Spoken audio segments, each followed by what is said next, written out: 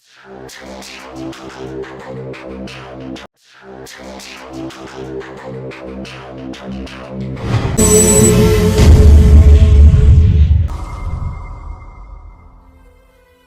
యేసుక్రీస్తు నామములో ఈ ఉదయకాల సమయంలో మీ అందరికీ నా హృదయపూర్వక వందనాలు తెలియజేస్తా ఉన్నాను.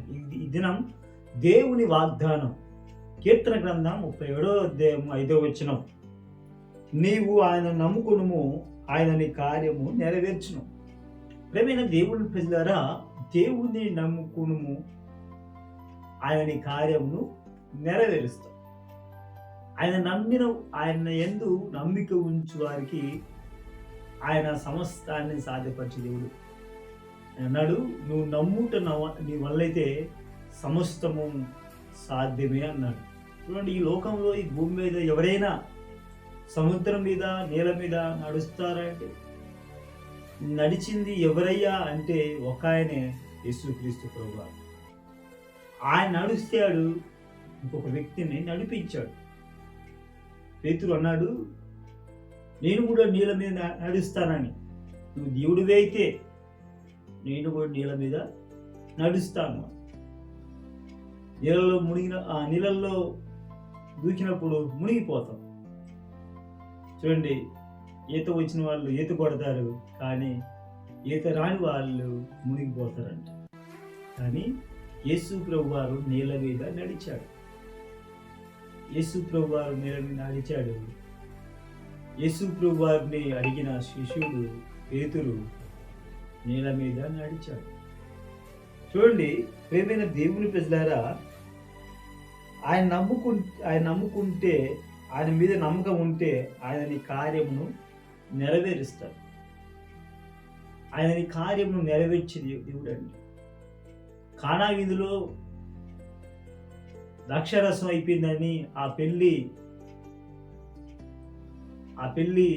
నాయకుడు, ఆ పెళ్లి చేసిన యజమానుడు బాధపడుతుండే,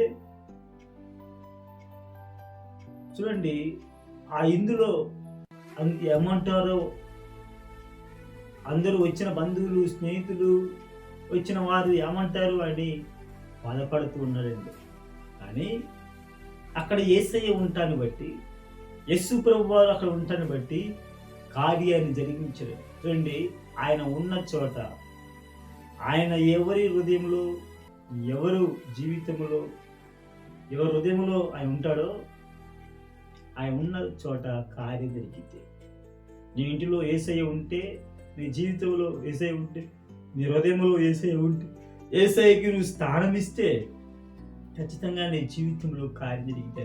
నువ్వు ఏ కార్యం కొరకు ఎదురు చూస్తున్నావో, ఏ కార్యం కొరకు నువ్వు ఎదురు చూస్తూ అనుకుంటున్నావో, దేవుడు ఆ కార్యాన్ని దేవునికి ఇస్తాడు, కార్యం జరిగిస్తాడు. చూడండి, యేసు ప్రభు వారు ఉన్న చోట కార్యాన్ని జరిగించడానికి సమర్థుడు, శక్తివంతుడు. కాబట్టి యేసుతో నువ్వు ఉన్నావా? యేసుతో నడుస్తున్నావా? యేసయ్యతో నువ్వు గడుపుతున్నావా? యేసయ్య కావాలని కోరుకుంటున్నావా? అయితే నీ జీవితంలో ఆయన కార్యం చేస్తాడు. నువ్వు ఏ కార్యం కొరకు ఎదురు చూస్తున్నావో, ఏ కార్యం కావాలని కోరుకుంటున్నావో, దేని కొరకు నువ్వు ఎదురు చూపులు చూస్తూ ఉన్నావో, అది నెరవేర్చడానికి ఆయన సమర్థుడు, శక్తివంతుడండి. కాబట్టి నువ్వు ఆయన మీద ఆధారపడే బిడ్డగా నువ్వు ఉండి, ఆయన కార్యాన్ని కొరకు ఎదురు చూస్తూ ఉండు. ఆయన మీద ఆధారపడు. ప్రభు కృపకి తోడుగా ఉండి దీవించునుగాక.